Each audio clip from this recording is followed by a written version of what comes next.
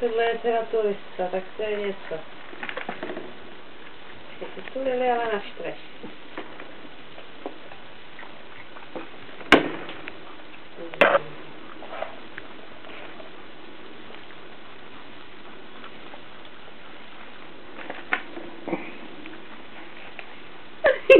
Ten už teda pěkně přeleze.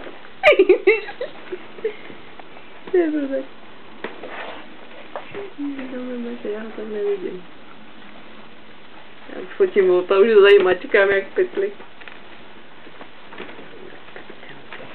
No, protože prostě on přeleze kles 3krát než já vůbec. Stačím to zmačknout a jde další kolo.